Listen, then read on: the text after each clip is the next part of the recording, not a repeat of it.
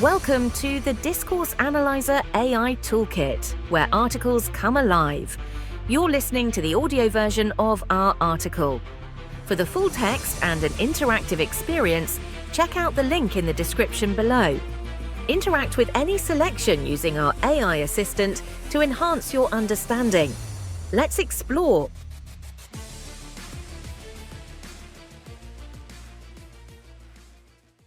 Macro level in discourse analysis. In discourse analysis, the macro level refers to the broader, societal, and institutional contexts in which discourse occurs. While micro-level analysis focuses on specific interactions, language use, and the immediate context of communication, macro-level analysis looks at how discourse shapes and is shaped by larger social structures, ideologies, and power relations. Macro-level discourse analysis is concerned with how language reflects and influences broader societal norms, values, and institutions. 1. Key concepts of macro-level discourse analysis. Societal structures and institutions.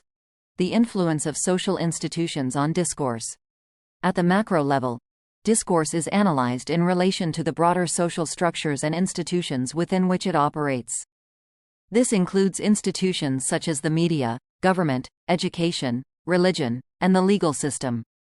These institutions have significant power in shaping the discourses that circulate within society, determining what is considered acceptable, normal, or legitimate. Institutional discourse. The ways in which institutions produce and disseminate discourse that reinforces their authority and perpetuates specific social norms and values. Social roles and identities. Macro-level discourse analysis examines how institutions and social structures create and maintain social roles and identities through language. Example: the legal system is an institution that produces a specific kind of discourse, legal discourse, that influences how concepts like justice, rights, and responsibility are understood in society.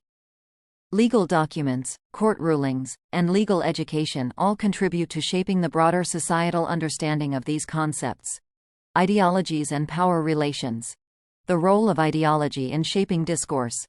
Ideologies are deeply embedded in macro-level discourse. They are systems of ideas that reflect the beliefs, values, and interests of specific social groups, particularly those in power. Macro-level discourse analysis investigates how these ideologies are embedded in language and how they contribute to the maintenance or challenge of power relations within society. Hegemonic discourses. Dominant ideologies often manifest as hegemonic discourses, which are widely accepted and appear as common sense. These discourses reinforce existing power structures by legitimizing the status quo. Counter-discourses. Macro-level analysis also explores counter-discourses that challenge dominant ideologies and offer alternative ways of understanding the world. Example: the discourse of neoliberalism, which emphasizes free markets, individual responsibility, and minimal government intervention, is a hegemonic ideology that influences economic policy, media representations, and public opinion. This discourse shapes how people understand issues like poverty, healthcare, and education, often framing them in terms of individual choice rather than structural inequality. Cultural norms and values. How discourse reflects and shapes cultural norms. At the macro level, discourse analysis examines how language reflects and reinforces cultural norms and values. These norms and values are not just individual beliefs but are shared across large groups and are institutionalized within society. Discourse plays a key role in maintaining and transmitting these cultural norms from one generation to the next. Cultural hegemony. The dominance of particular cultural norms and values in discourse, which often go unquestioned and are perceived as natural or inevitable. Cultural resistance. Counter-discourses that resist or challenge dominant cultural norms, often emerging from marginalized or subaltern groups. Example: in many societies, gender roles are reinforced through cultural discourse, which defines what is considered appropriate behavior for men and women. Media representations, educational materials, and religious teachings often reinforce these roles, creating a cultural norm that can be difficult to challenge. However, feminist movements have generated counter-discourses that question and resist these traditional gender roles. Globalization and transnational discourses. The impact of globalization on discourse. Globalization has led to the emergence of transnational discourses that transcend national boundaries and influence societies on a global scale. Macro-level discourse analysis examines how these global discourses interact with local contexts and how they contribute to the creation of global norms and values. Global discourses. Discourses that are circulated globally, often through international organizations, media, and corporations, shaping global public opinion and policy. Localization of global discourses. The process by which global discourses are adapted to fit local cultural, social, and political contexts. Example: the discourse of human rights is a global discourse that has been promoted by international organizations like the United Nations. This discourse emphasizes the universality of certain rights and has influenced national policies and laws around the world. However, the interpretation and implementation of human rights can vary significantly depending on local contexts, leading to different expressions of the same discourse in different countries. Historical contexts and discursive change. The evolution of discourse over time. Macro-level discourse analysis also considers the historical contexts in which discourses develop and change. Discourses are not static. They evolve over time as social, political, and economic conditions change. Analyzing these historical shifts can reveal how power relations and ideologies have been maintained or transformed. Discursive shifts. Changes in dominant discourses over time, often in response to social movements, technological advancements, or political changes. Historical continuities and discontinuities. The ways in which some discourses persist over time while others fade or are radically transformed. Example: the discourse around environmentalism has evolved significantly over the past few decades. In the 1970s, environmental discourse was often framed as a fringe issue, focused on conservation and pollution. Today, it has become a central global concern, with discourses around climate change, sustainability, and green technology shaping policies, corporate practices, and public consciousness. Point 2. Examples of macro-level discourse analysis in various contexts. Example 1. Media discourse. The role of media in shaping public opinion. Media outlets play a crucial role in the production and dissemination of macro-level discourses. They have the power to shape public opinion, influence political agendas, and reinforce or challenge societal norms. Framing. The way media frames issues, such as immigration, healthcare, or crime, can significantly influence how the public perceives these issues. Macro-level analysis examines how these frames align with or challenge dominant ideologies. Representation. Media representation of different social groups, e.g., minorities, women, the poor, reflects broader societal attitudes and can either reinforce stereotypes or challenge them. Example: the media's portrayal of refugees and migrants can significantly shape public opinion and policy. In some contexts, refugees are depicted as threats to national security, which aligns with xenophobic discourses and justifies restrictive immigration policies. In contrast, alternative media outlets may present refugees as victims of conflict and persecution, advocating for humanitarian responses. Example 2.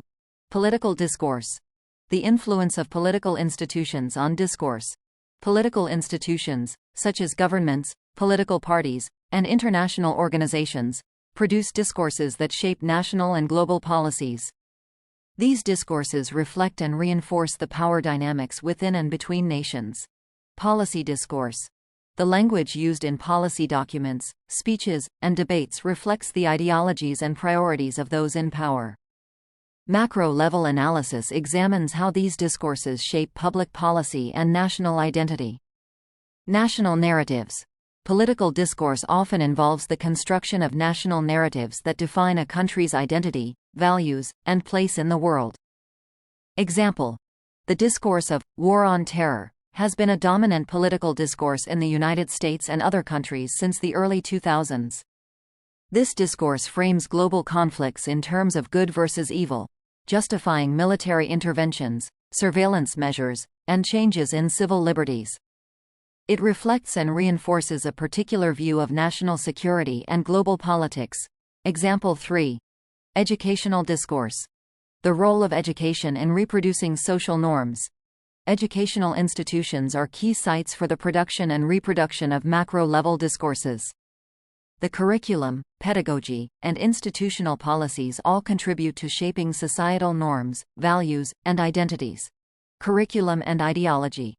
The content of educational curricula reflects the dominant ideologies of a society. Macro-level analysis examines how certain histories, cultures, and knowledge systems are privileged while others are marginalized. Educational policies. National and international educational policies often reflect broader societal goals, such as economic development, social integration, or cultural preservation. Example: the promotion of STEM, science, technology, engineering, and mathematics. Education in many countries reflects a broader discourse that prioritizes technological innovation and economic competitiveness. This discourse shapes national education policies, funding priorities, and the way success is measured in schools, often at the expense of the humanities and arts. Example 4. Environmental discourse. The globalization of environmental concerns. Environmental discourse has become a prominent example of macro-level discourse, particularly in the context of globalization and climate change.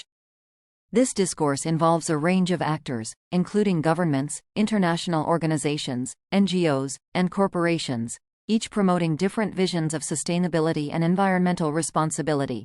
Global environmental agreements.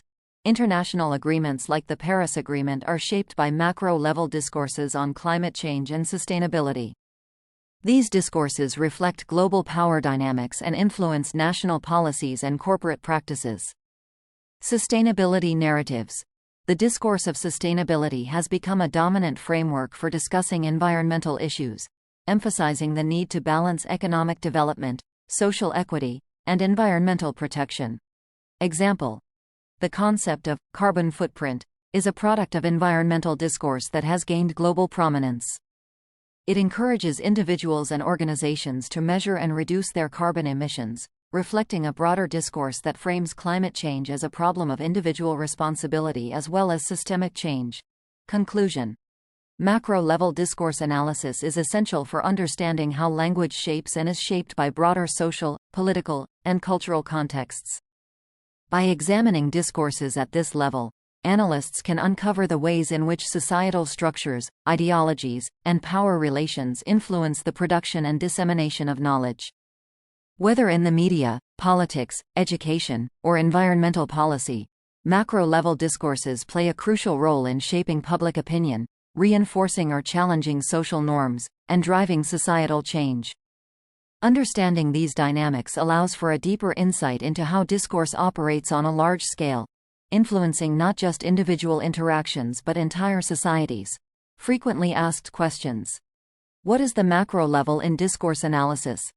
The macro level in discourse analysis refers to the examination of broader societal and institutional contexts in which discourse occurs. It focuses on how language interacts with larger social structures, ideologies, and power relations, as opposed to the micro level, which concentrates on specific interactions and immediate contexts of communication. How does macro-level discourse analysis differ from micro-level analysis? While micro-level analysis looks at the details of language use in specific interactions, such as conversations or texts, macro-level analysis examines how discourse is shaped by and shapes broader social institutions, cultural norms, ideologies, and power relations. It is concerned with understanding how language influences and reflects societal structures on a larger scale. What role do societal structures and institutions play in macro-level discourse analysis? Societal structures and institutions, such as the media, government, education, and legal systems, play a crucial role in shaping discourse. They produce and disseminate discourses that reinforce their authority, perpetuate specific social norms and values, and influence how social roles and identities are constructed and maintained. How are ideologies analyzed at the macro level in discourse analysis? At the macro level, ideologies are examined to understand how they are embedded in language and how they contribute to maintaining or challenging power relations within society. This involves analyzing hegemonic discourses that align with dominant ideologies and counter-discourses that challenge them. Can you give an example of a hegemonic discourse? A prominent example of a hegemonic discourse is neoliberalism, which emphasizes free markets, individual responsibility, and minimal government intervention.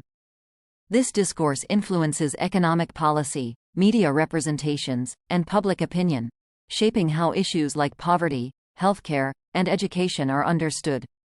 What is the role of cultural norms and values in macro-level discourse analysis? Cultural norms and values are reflected and reinforced through macro-level discourse. These norms are shared across large groups and are institutionalized within society.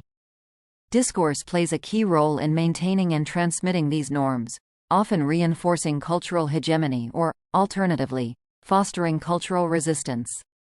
How does globalization impact macro-level discourse? Globalization has led to the emergence of transnational discourses that influence societies on a global scale. Macro-level discourse analysis examines how these global discourses interact with local contexts, contribute to the creation of global norms and values, and are adapted to fit different cultural and political environments. Can you provide an example of a global discourse influenced by globalization? The discourse of human rights is a global discourse promoted by international organizations like the United Nations. It emphasizes the universality of certain rights and has influenced national policies and laws worldwide. However, the interpretation and implementation of human rights can vary significantly depending on local contexts. What is the significance of historical context in macro-level discourse analysis? Historical context is essential in macro-level discourse analysis because discourses evolve over time in response to changing social, political, and economic conditions. Analyzing these historical shifts helps reveal how power relations and ideologies have been maintained or transformed across different periods. How do discursive shifts occur at the macro level? Discursive shifts occur when there are significant changes in dominant discourses, often due to social movements, technological advancements, or political changes. These shifts can lead to the emergence of new discourses that align with the evolving structure of knowledge and power within society.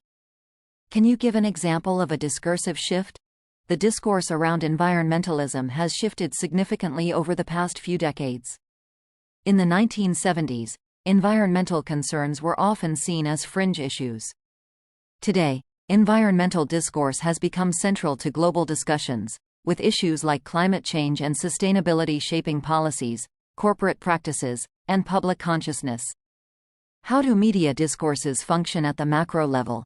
Media discourses function at the macro level by shaping public opinion, influencing political agendas, and reinforcing or challenging societal norms. Media outlets have significant power in framing issues, representing social groups, and determining which narratives become dominant in society. What is the role of political discourse in macro-level analysis?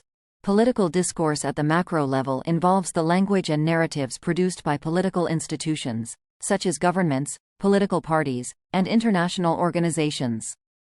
This discourse shapes national and global policies, constructs national identities, and reflects the ideologies and power dynamics within and between nations.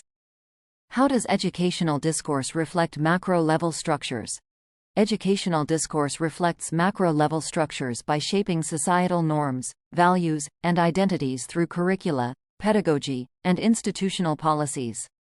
The content and methods used in education often reflect dominant ideologies and societal goals, influencing how knowledge is transmitted and what is considered valuable learning. Why is macro-level discourse analysis important?